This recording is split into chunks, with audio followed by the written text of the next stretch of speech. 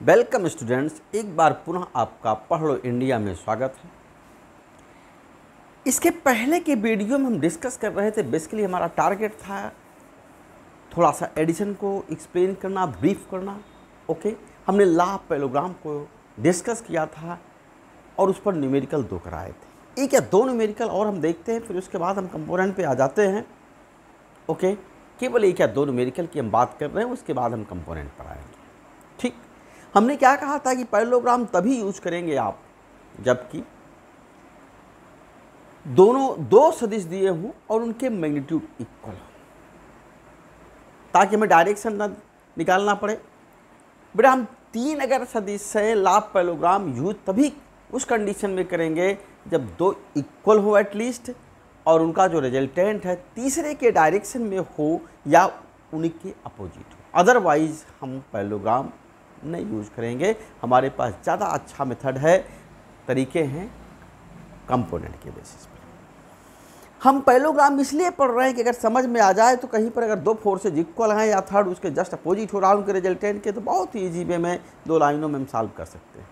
Component no doubt best, बहुत ही useful है, लेकिन थोड़ा सा आपकी स्पीड को बढ़ाने के लिए अगर आप दोनों में एक्सपर्ट हो जाते हैं तो आपकी स्पीड बढ़ जाएगी, कैलकुलेशन में टाइम आपका वेस्ट नहीं होगा। इसलिए हम इसको डिस्कस कर रहे हैं और कोई टारगेट नहीं है। अदरवाइज तो हम कंपोनेंट अभी जस्ट डिस्कस करने चल रहे हैं। इसके बाद 2 न्यूमेरिकल देखते हैं, एक या 2 न्यूमेरिकल केवल देखते हैं, फिर हम बात करते हैं किसी और की। ये सपोज करिए हमने दे दिया नेक्स्ट क्वेश्चन, हमारे पास कोई पॉइंट है, इस पर एक फोर्स दैट इज 10 न्यूटन ये लग रहा है। Another direction force this F2 that is also 10 Newton. इनके बीच एंगल जो दिया है 120 डिग्री का एंगल है। एक थर्ड फोर्स भी हमने ले लिया, सपोज दिस, और ये वैल्यू हमारे पास 5 न्यूटन है। ये एंगल भी हमें गिवन है 120 डिग्री, ये भी एंगल 120 है। इनका रिजल्टेंट लाभ पैरेललोग्राम से निकला है। पहले तो ये दोनों इक्वल हैं, इसलिए इनका रिजल्टेंट F1 और F2 का रिजल्टेंट इनके बीच से बिल्कुल जाएगा, एंगल को डिवाइड करेगा। इट F1 के साथ 60 डिग्री पर होगा, ये 60 डिग्री पर विद F1।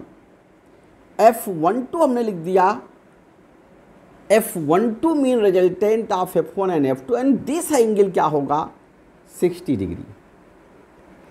अब हमें दिख क्या रहा है, हमें लग क्या रहा है कि F12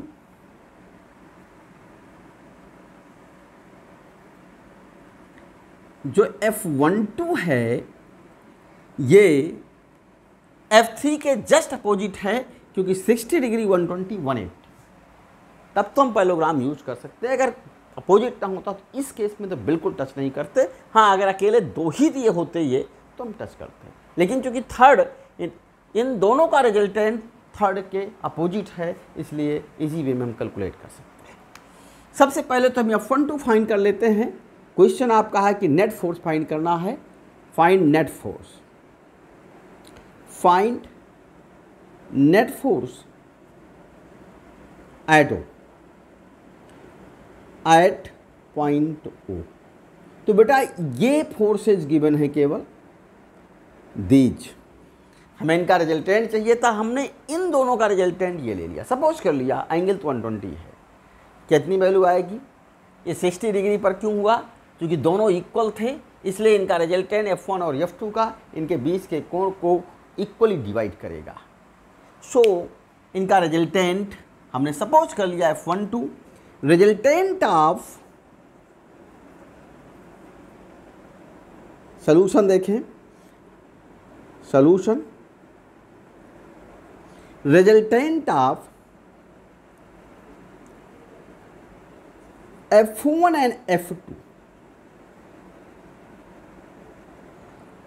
क्या सपोज किया हमने, F12 that is equal to root F1 square plus F2 square plus 2F1 F2 cos 120 cos 120, दोनों के बीच का एंगल 120 है। वैल्यूज को आप रख दें, √10² f1 is also 10, f2 is also 10, तो f1 10, f2 also 10, cos 120, cos 120 की value -1/2, cos 90 + 30, cos 90 + 30 - sin 30, that is -1/2। 10 हम कॉमन ले लेते हैं तो f12 की वैल्यू हमको मिल जाएगी, f12 हमने निकाल लिया, that is equal to 10 find किया, रूट क्या बचेगा जरा देखें, 10 का स्क्वायर बाहर आएगा, 10 का मतलब है 10 का स्क्वायर 1 हो गया, प्लस 1 हो गया, प्लस 2, 10 स्क्वायर आल्सो 10 × 10 बाहर हो गया, और 2 × -1/2, 2 -1/2, this 2 and this 2 cancel, this 2 and this 2 cancel, क्या वैल्यू मिली 10 √1 -1 + 1 -1, रिमेनिंग 1 होगा इनसाइड, 1 का √1 आएगा, इट मीन सिंपली मिल गया 10 न्यूटन। F12 की वैल्यू आपको मिल गई 10 न्यूटन, ये मिला। अब आप देखिए F12 and F3 both are in opposite direction. अगर दो वेक्टर एक अपोजिट में होते हैं तो ऐड करने पर जो रिजल्टेंट आता है वो दोनों के रिजल्टेंट का मैग्नीट्यूड दोनों के मैग्नीट्यूड के डिफरेंस की इक्वल होगा, डायरेक्शन किधर होगा, बिगर वेक्टर के डायरेक्शन में होगा, इट मीन्स और नेट फोर्स। अब यहाँ लिख ले एक लाइन चाहे नोट कर लें, F12 vector and F3 are in opposite direction, F3 और in opposite, F1 and F2 एक दूसरे के विपरीत दिशा में हैं, एक दूसरे के विपरीत दिशा में हैं, विपरीत दिशा में है, दिशा में, अतः इनका परिणामी, अतः O पर परिणामी बल रिजल्टेंट फोर्स, O पर परिणामी बल F क्या मिलेगा, बिगर फोर्स कौन है, F12 है 10 है और F3 कितना है 5 है, it mean that will equal to 10 F12 oppose minus F3 that is equal to 10 - 5, क्या मिला आपको 5 न्यूटन। इट मीन डायरेक्शन क्या होगा, बिगर मीन F12 का डायरेक्शन, इट मीन आप कह सकते हैं F1 के साथ 30 डिग्री पर, F1 के साथ 30 डिग्री पर 5 न्यूटन का फोर्स होगा, resultant force 5 newton, 5 newton at 6, 5 newton F1 के साथ 60 डिग्री पर, F1 के साथ जो कि F1 के साथ 60 डिग्री का एंगल बना रहा है, F1 के साथ 60 डिग्री का कोण बना रहा है, ये हमने 3 में भी यूज़ कर लिया। अब जैसे देखिए हम 3 में भी केवल कंडीशन मैंने कहा 2 का रिजल्टेंट तीसरे के डायरेक्शन में हो या उसके अपोजिट हो तभी हम यूज करेंगे। जैसे नेक्स्ट क्वेश्चन एक और देख लें, नेक्स्ट क्वेश्चन हमने सपोज कर लिया दिस, F1 10 न्यूटन ले लिया, F2 90 degree is also, F1 10 Newton, F2 also 10 Newton, और ये टोटल एंगल कितना 90 डिग्री, ओके, और 45 डिग्री पर 45 पर F3 गिवन है, ये वैल्यू कितनी है suppose 5√2 Newton, these forces 45 degree पर है, 5√2 न्यूटन है, 5√2 न्यूटन। F12 F1 और F2 दोनों के ही मैग्नीट्यूड बराबर हैं, परिमाण बराबर हैं, इसलिए इनका परिणामी क्या होगा, F12 मान ले resultant of F1 and F2 को हमने F12 लिया, F12 क्या करेगा, वो भी इनके बीच के कोण को, इन दोनों का रिजल्टेंट इनके बीच के कोण को समविभाजित करेगा। इट पेन इसी दिशा में होगा, सेम डायरेक्शन में होगा, इसी डायरेक्शन में होगा F12। ये रिजल्टेंट है, F12 है, F3 है, ये इसका मतलब दोनों एक ही दिशा में होंगे। ओके, क्वेश्चन क्या था, find net force at O, find net force, sorry O पर परिणामी बल की गणना करें,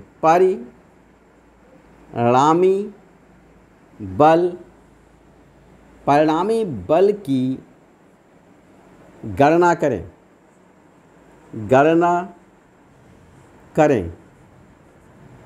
तो सबसे पहले हम क्या निकालेंगे, F1 और F2 का रिजल्टेंट, जो कि F3 के डायरेक्शन में दिख रहा है हमको,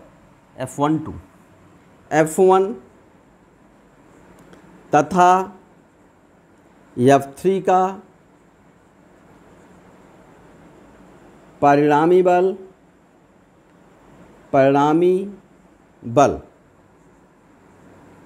हमने क्या सपोज किया, F12 की वैल्यू कितनी आएगी, root F1 square F2 square 2F1 F2, लेकिन थीटा तो 90 है, कास 90, अगर काज 90 हो तो क्या वैल्यू, सिंपली ये चूँकि आगे लिखेंगे 2F1 F2 cos 90 into something equal to 0, तो आप चाहें तो लिखें या चाहे तो छोड़ दें, कोई मीनिंग ही नहीं है, क्योंकि दोनों 90 पर हैं।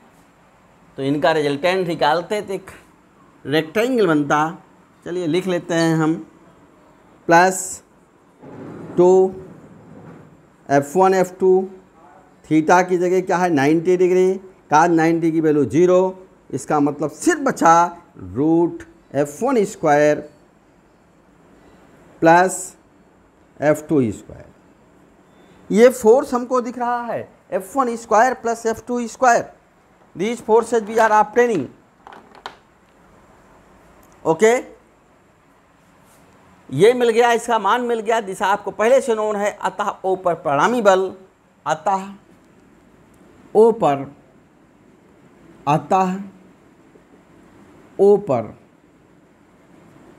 परिणामी बल, O पर परिणामी बल F ले लिया, F12 की जगह पर F12 आ गया, F1 और F2 की जगह F12 हो गया F3, तो केवल प्रेजेंटली दो फोर्सेज हैं F12 और F3, it mean F12 plus F3, चूँकि एक ही दिशा में दोनों हैं इसलिए जोड़ने पे जुड़ जाएंगे, जोड़ने पर रिजल्टेंट का मैग्नीट्यूड दोनों वेक्टरों के मैग्नीट्यूड के इक्वल होगा सम के।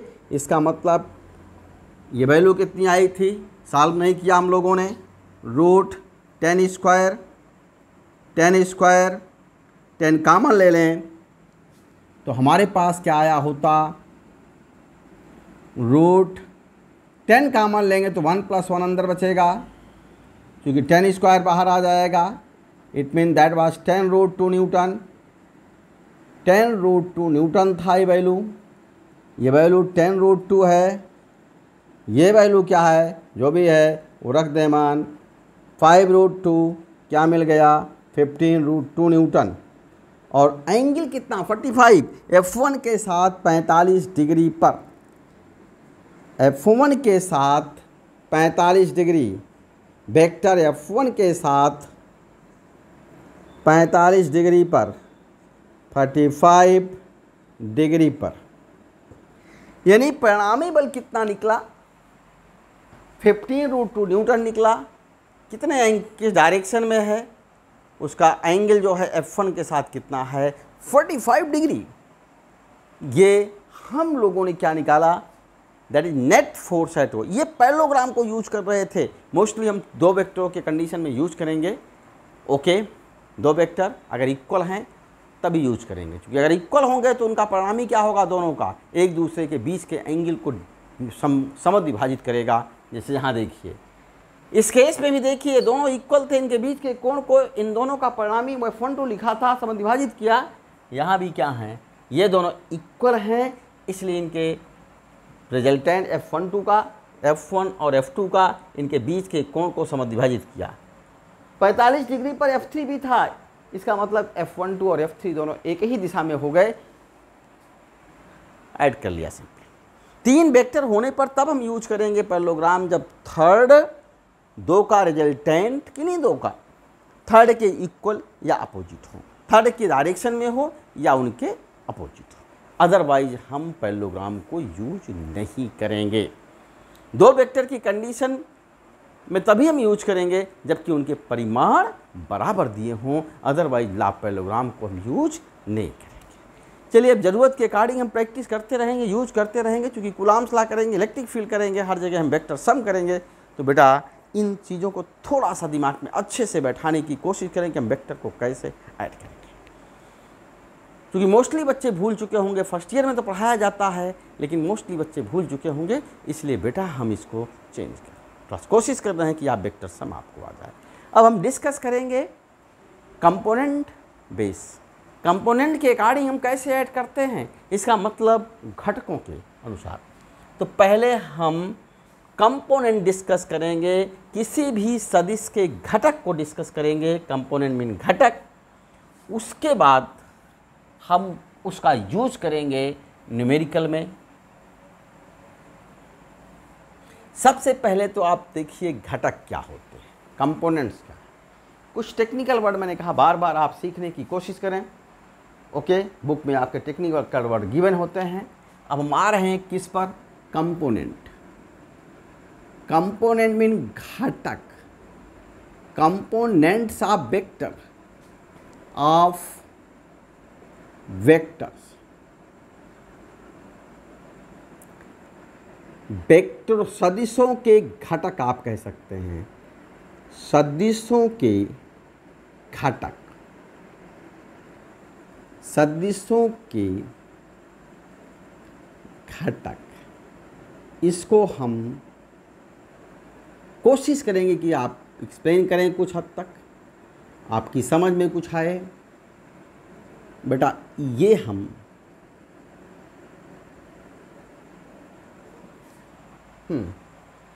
पहले तो घटक क्या है इसको देखने की कोशिश आप करें कि घटक क्या होता है। पहले उसी की बात कर रहे हैं। सपोज कर लिया हमने एक्स कोऑर्डिनेट, ये वाई कोऑर्डिनेट है 0 0। एक हमने सदिश ले लिया,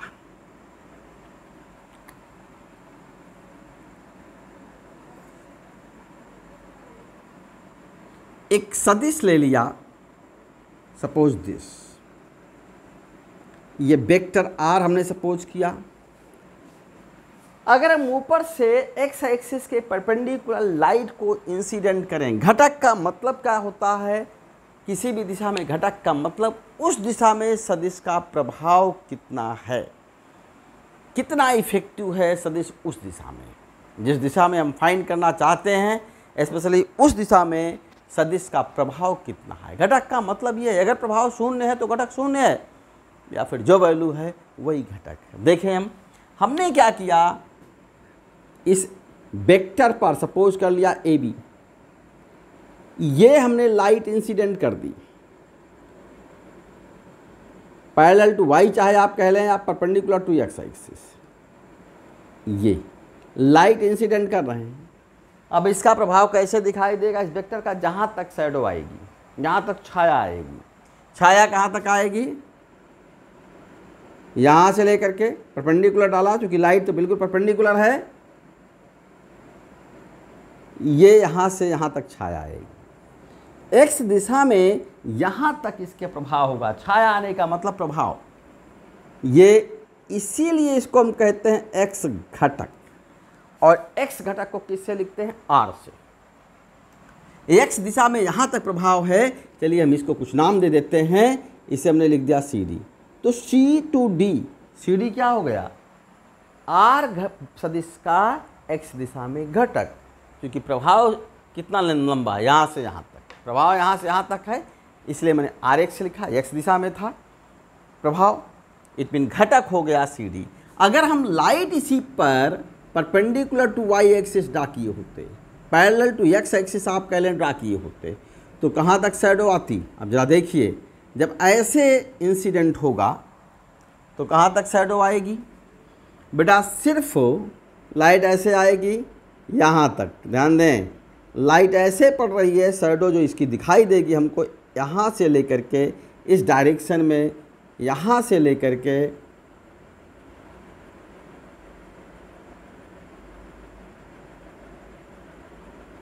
यहाँ से लेकर के यहाँ तक शैडो आएगी। जो लाइट इंसिडेंट की हमने ऐसे perpendicular to Y axis, parallel to X axis कह सकते हैं, यहाँ से यहाँ तक हमने इसको ले लिया एल एम, ये एल टू एम इसका प्रभाव होगा, तो एल टू एम क्या हो गया? वाई दिशा में घटक, शैडो मीन इफेक्ट जो पड़ रहा है प्रेजेंटली, तो ये हमारे पास हो गया वाई घटक एल से लेके एम तक, दैट इज आर वाई।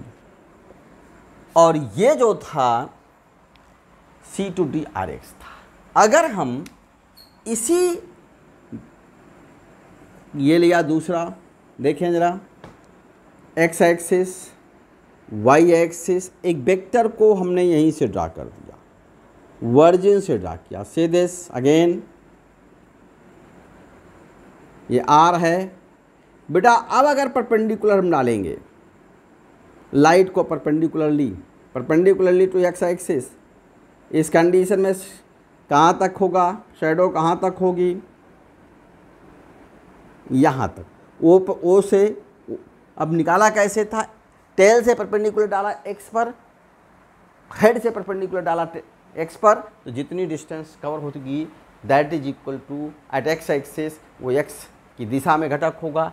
ऐसे हम ए से परपेंडिकुलर डाले वाई पर, बी से भी डाले, तो जो distance I from this perpendicular to this perpendicular, that is the Y component, Y घटक। यहाँ पर हम यहाँ से डालेंगे तो सेम पॉइंट होगा, ओ से एक्स एक्सिस परपेंडिकुलर डालेंगे, यहाँ इसके हेड से अगर हम डालते हैं तो यहाँ आया, इसका मतलब ओ बी, ये हो गया एक्स घटक। और ऐसे लाइट जब डालेंगे आप परपेंडिकुलर टू वाई एक्सिस, तो शैडो कहाँ तक दिखाई देगी हमको?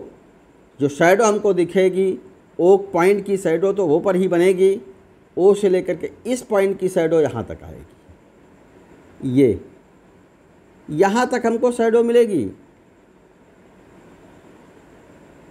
दिस, ये हमारे पास ओ से लेके सी, ये हो गया वाई घटक, दैट इज वाई कंपोनेंट। इसमें और इसमें कोई डिफरेंस नहीं, सिर्फ डिफरेंस एक है कि ये पॉइंट हमने कहाँ शिफ्ट कर दिया, यहाँ पर वर्जिन पर, इसलिए this point and this point दोनों कंसाइड कर गए ओ पर, क्योंकि वो पर ओ से ही हमने वर्जिन से हमने एक्स पर परपेंडिकुलर डाला था, वाई पर डाला तो उसी पॉइंट पर होगा। ये हो गए वेक्टर्स। तो वेक्टर के घटक का मतलब क्या था? किसी भी दिशा में जो कंपोनेंट है, घटक है, उस दिशा में प्रभाव, उस सदिश का प्रभाव क्या है, उसको हम कहते हैं घटक। यानी हम कह सकते हैं किसी भी दिशा में वेक्टर के प्रभाव को उस दिशा में उस वेक्टर का घटक कहते हैं। और घटक कैसे निकालेंगे, इतना एक्सप्लेन किया हमने। आप एक टेल से पहले परपेंडिकुलर डालिए एक्स पर, वाई हेड से डालिए, जितनी डिस्टेंस कवर होगी टेल के परपेंडिकुलर से लेके हेड के परपेंडिकुलर तक, वो डिस्टेंस कहलाएगी एक्स दिशा में घटक।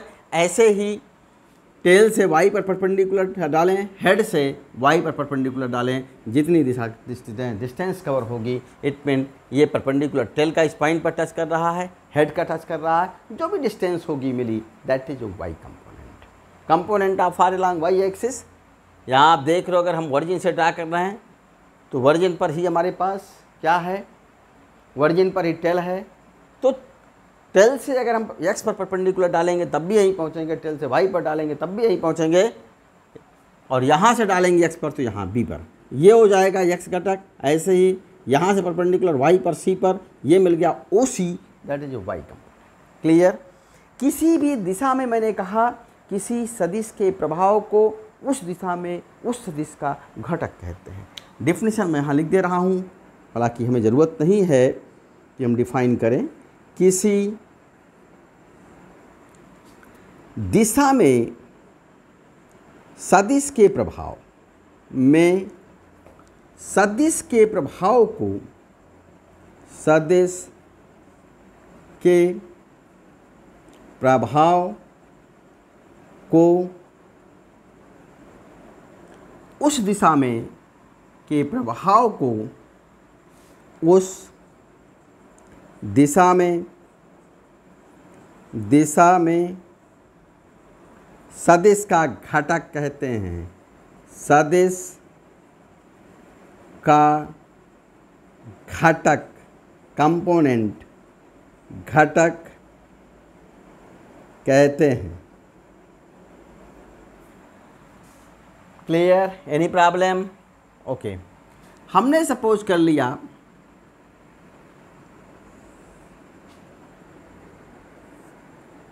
एक्स एक्सिस है, ये वाई है, एक वेक्टर हम लेते हैं सी ले लिया, ये vector O C that is O to C, ये वेक्टर हमने क्या सपोज कर लिया आर।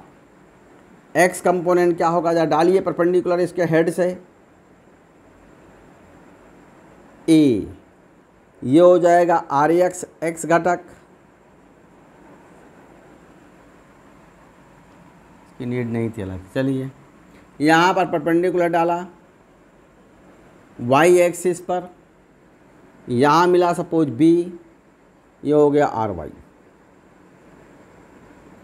अगर हम इस एंगल को थीटा ले लें तो ये theta x, it mean x के साथ, इसको थीटा वाई ले लें, इसे थीटा एक्स लिया है थीटा वाई, ये बेटा आर एक्स है तो बी सी भी क्या होगा,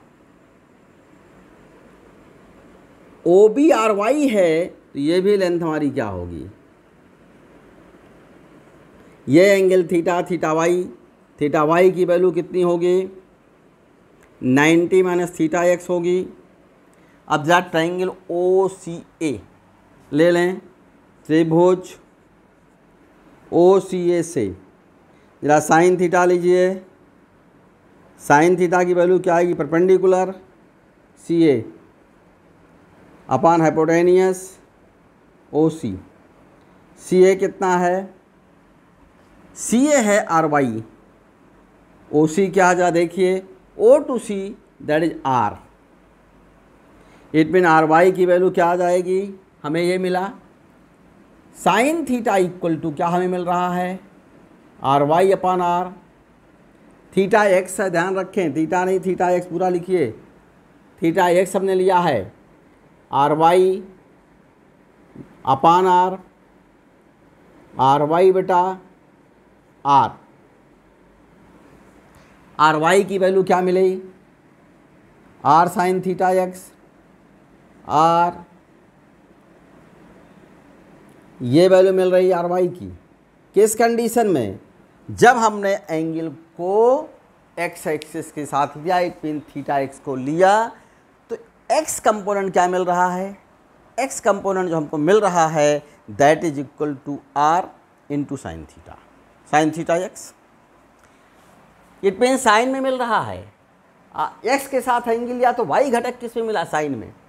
अब जरा यहीं से कास थीटा एक्स ले लें, cos theta X from same cos theta X लिया that is equal to base, cos क्या होता है base, it mean O A upon क्या मिलेगा ओ सी, ओ ए क्या है आर एक्स, ओ सी क्या है आर, ये बेटा आर एक्स है R, it mean R X की वैल्यू क्या आ गई that is equal to R cos theta X. जब एंगल को हम एक्स एक्सिस के साथ ले रहे हैं तो एक्स कंपोनेंट एक्स के साथ एंगल अगर आपने लिया जो एक्स के साथ आर बना रहा है, तो जो हमारे पास एक्स कंपोनेंट होगा वो किस में आएगा कार में, वाई कंपोनेंट कास में आएगा, वाई कंपोनेंट क्या निकाला था साइन। क्लियर? अगर हम एंगल थीटा वाई लें from triangle O B C, त्रिभुज ओ बी सी से जरा साइन थीटा वाई अगेन लें, परपेंडिकुलर इसमें कौन सा है, theta Y, sine theta perpendicular upon hypotenuse, B C upon O C. B C कितना है, ओ सी कितना है, आर एक्स की वैल्यू मिल गई R sine theta Y. It mean अगर हम एंगल को y के साथ लेंगे तो x घटक साइन में आएगा। x के साथ लिया था आपने एंगल जब थीटा x, इट मीन तो हमारे पास y घटक साइन में था, x घटक कास में था। और यहाँ पर अगर आप कास थीटा y लेके देखें, cos theta y from same triangle, base, इस एंगल के लिए बेस कौन होगा, आर वाई, वो भी आर वाई है, R Y upon R. It mean इससे बेटा हमें क्या मिल जाएगा, आर वाई की वैल्यू मिल रही है, आर वाई मिल गया R cos theta x, are cos theta X. बेटा आर वाई हमने दो वैल्यूज निकाली, R cos theta Y not X, are cos theta Y मिला। ये वैल्यू क्या मिली वाई लेने पर, R X, R sine theta X, theta Y. अब एक चीज़ गौर करें आप, अगर एंगल एक्स के साथ ले रहे हैं थीटा एक्स, इट मीन तो हमारे पास एक्स घटक कास में होगा, वाई घटक साइन में होगा, थीटा एक्स। देखिए यहाँ पर एंगल एक्स के साथ है। जब हम कोण को, कोण कौन सा कोण, जो वेक्टर बना रहा है, सदिश बना रहा है, कोण को y के साथ लें, इट मीन ये एंगल या दिस एंगल थीटा वाई, तो y घटक क्या है, देखिए जरा आर वाई कास में आया होगा, कहीं कहीं न कहीं लिखा होगा आर कास थीटा वाई, और x घटक किस में है, साइन में।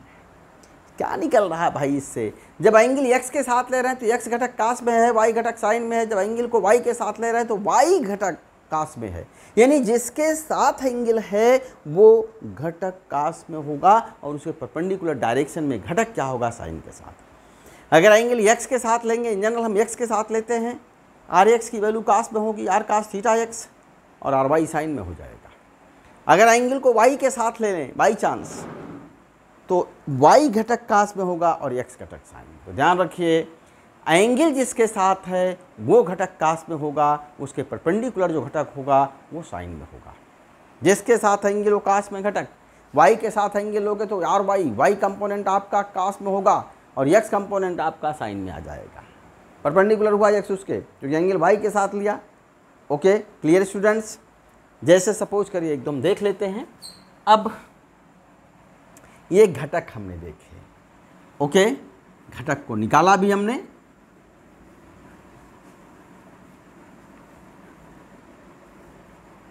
अगर कंपोनेंट हमको मिल जाते हैं, सपोज, फिर बाद में देखते हैं। जैसे आप देखें, ये हमने ले लिया, एक फोर्स कोई ले लिया दिस, मान लीजिए 20 न्यूटन गिवन है। एक्स कंपोनेंट कहाँ तक आएगा, अगर शो करने की बात करें तो यहाँ से यहाँ तक एफ एक्स कितनी वैल्यू होगी, एफ, ये एंगल हमने दे दिया 60, तो एफ कास 60।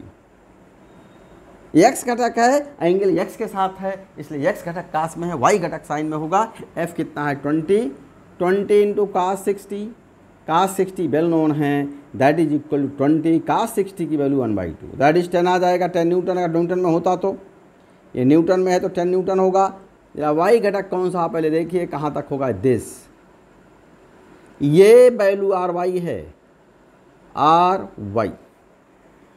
वाई कितना होगा, R cos theta sine theta x, R sine 60 आएगा। एंगल एक्स के साथ लिए हैं इसलिए वाई घटक साइन में आएगा, एक्स घटक कास में, आर साइन 60, इसकी वैल्यू हमने उठा के रखी, साइन 60 √3/2। इट मीन क्या वैल्यू आ जाएगी, 10 इंटू √3/2, 5 √3। ये वैल्यू मिली 5√3। ओके, अगर वेक्टर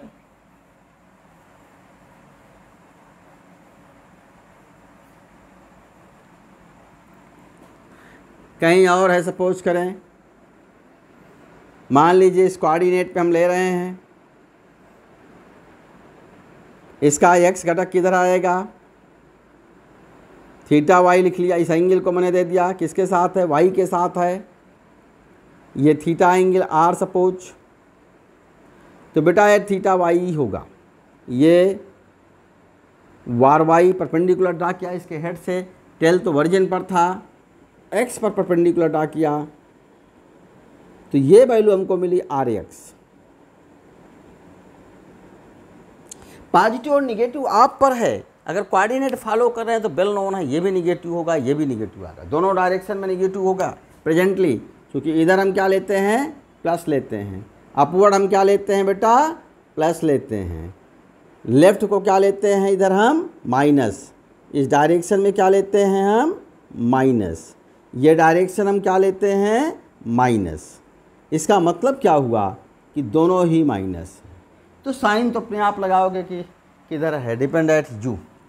आर वाई की वैल्यू कितनी होगी, आर की वैल्यू कितनी हो जाएगी हमारे पास, माइनस साइन हो गया, एंगल वाई के साथ है प्रेजेंटली, तो R cos theta, theta Y के साथ है, माइनस क्यों, क्योंकि कंपोनेंट कहाँ आ रहा, नीचे आ रहा, नीचे निगेटिव, हम कहते हैं अगर पॉजिटिव है साहब हम पॉजिटिव लेते हैं नीचे को, नो प्रॉब्लम, पॉजिटिव हो जाएगा। आर एक्स की, आर वाई की वैल्यू हुई, आर एक्स इस फिगर में क्या है, ये भी माइनस डायरेक्शन में चूँकि है, लेकिन एंगल किसके साथ है, वाई एक्सिस के साथ है, इसलिए एक्स घटक किस में होगा, आर साइन थीटा, ये थीटा वाई, यानी घटक हम इस टाइप से प्लस माइनस यहाँ होगा तो एक्स घटक निगेटिव होगा, वाई घटक अपवर्ड आएगा, पॉजिटिव आएगा, तो डिपेंड एट कंडीशन हम कैलकुलेट करते रहेंगे, प्लस किसको मानते हैं, निगेटिव किसको मानते हैं, हम पर होगा डायरेक्शन। ओके, कहीं ऐड कर रहे होंगे तो मोस्टली करते क्या, जो एक्सीलरेशन का डायरेक्शन है या फिर मोशन का डायरेक्शन उसे पॉजिटिव लेते हैं, उसके अपोजिट को निगेटिव हम करते हैं, ये थोड़ा सा हम ध्यान रखेंगे इस चीज़ का। Clear students? ओके, अगर वेक्टर अलोंग एक्स है, अगर वेक्टर, एक चीज़ और बेटा, जब हमको घटक मिल जाएंगे आर एक्स और वाई वाई, या गौर करें तो हम रिजल्टेंट फाइंड कर सकते हैं, किसी भी सदिश के आर के घटक अगर मिल जाएं, ये आर एक्स मिल गया, ये एक्स है घटक आर एक्स, हमें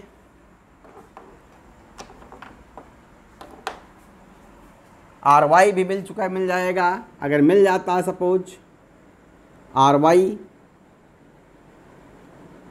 तो आर कितना आएगा, what will be value of R, बोलिए, रूट, ये वैल्यू आर है, ये वैल्यू ये कितनी है, आर की वैल्यू कितनी आएगी, root R X square plus परिणाम जो रिजल्टेंट है उसका मैग्नीट्यूड ये मिला, मैग्नीट्यूड ऑफ रिजल्टेंट, अगर ये घटक गिवन हो तो मैग्नीट्यूड मिल जाएगा, मैग्नीट्यूड मिल जाएगा tan थीटा एक्स, एक्स के साथ एंगल कितना होगा, perpendicular upon base R Y R X, ये मिलेगा हमें, यानी हम रिजल्टेंट का परिमाण दिशा थीटा एक्स से निकाल लेंगे, दोनों ही मिल जाएंगी हमको। ओके स्टूडेंट्स, अगर हमको सदिश के घटक मालूम हो तो सदिश को हम फाइंड आउट कर लेंगे, इसमें कोई प्रॉब्लम नहीं। Clear student? अभी हमने सिर्फ कहा दिमाग में अच्छे से बैठा है, जिसके साथ एंगल है उस दिशा में घटक क्या होगा, कास में होगा, it mean vector into cos theta, जो भी है। वाई दिशा में घटक क्या आएगा, वेक्टर इंटू साइन थीटा आएगा। Clear students? R Y R X अगर वेक्टर के घटक हैं तो डायग्राम से आप देखिए, ये आर है, ओ टू सी, सी लिखा है हमने इस पॉइंट को, चलिए यहाँ लिख लेते हैं सी, ओ टू सी आर है, वेक्टर अगर बनाएं ओ टू सी को तो वेक्टर आर होगा, लेकिन केवल ओ सी लिखें तो आर का मैग्नीट्यूड आएगा, आर का केवल परिमाण आएगा, और tan थीटा एक्स ये एंगल है, थीटा एक्स नीचे लिखा एक्स के साथ, tan थीटा एक्स की वैल्यू क्या आएगी, perpendicular r Y upon r. आप चाहे रख करके देख सकते हैं, आर वाई कितना है, आर साइन थीटा एक्स, ये है एंगल एक्स के साथ है, इसलिए वाई घटक किस में होगा, साइन में होगा, एक्स घटक किस में होगा, कास में होगा। तो हम चाहते तो लिख सकते थे r sine theta x are cos theta x, ये वैल्यू हम चाहें तो लिख सकते हैं, वही आ जाएगा फिर r sine theta x upon r cos theta x, r r cancel, sine theta upon cos theta that is equal to tan theta x, sine theta x upon theta x it is students, sine theta x cos theta x that is tan theta x, tan येट mean tan theta x की value क्या आ गई, r Y upon r x. यानी हम direction magnitude सब कुछ हम फाइंड कर लेंगे इसके बेस पर। ओके स्टूडेंट्स, अभी हम थोड़ा सा और डिस्कस करेंगे नेक्स्ट वीडियो में। सो फिर मुलाकात होगी बेटा हमसे आपसे नेक्स्ट वीडियो में, तब तक के लिए बेटे गुड बाय।